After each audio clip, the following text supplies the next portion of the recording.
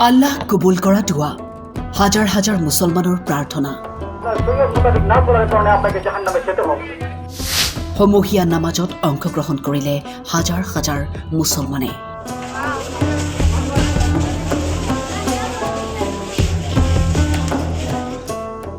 এয়া ঈদৰ নামাজ নহয় জুম্মা নামাজ।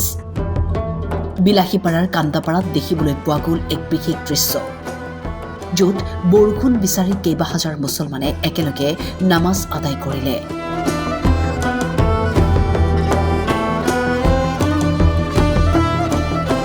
উৎকট গৰমে দহিছে ৰাজ্য, এটোপাল পানী বিচাৰি হাহাকাৰ মানুহৰ। খেতি পথাৰত লাগিছে জুই, কৰবাত যদি চিৰাল ফাট মেলিছে, কৰবাত আকৌ পুৰি চাৰখাৰ হৈছে এৰি ধানসহ বহু মূল্যৱান শস্য।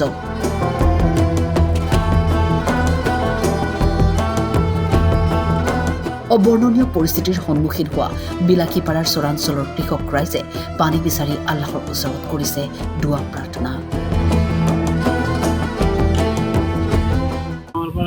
সমূহীয়া নামাজ আদায় কৰিছোঁ বৰষুণৰ কাৰণে। আল্লাহ তাআলাই যাতে আমাক ৰহমতৰ বৰষুণ দান কৰে, এই গতিকে আমি সমূহীয়া নামাজ আদায় কৰিলোঁ। বৰষুণ নথকাৰ ফলত আমাৰ যি বৰষুণৰ প্ৰয়োজন আছে, আমাৰ কৃষক ৰাইজৰ বৰষুণৰ প্ৰয়োজন আছে। এই গতিকে আমি আল্লাহ তাআলাৰ ওচৰত আজি নামাজ আদায় কৰি দোৱা কৰিছোঁ, যাতে আল্লাহ তাআলাই আমাৰ এই কৰে, যাতে ৰহমতেৰ বৰকত দান কৰে।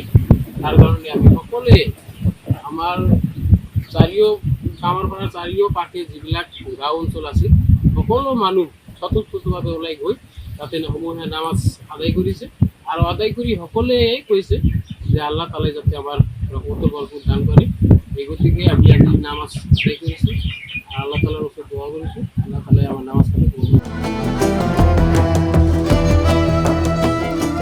বিলাসীপাৰাৰ পৰা আব্দুল ছালামৰ ৰিপৰ্ট, টাইম 8।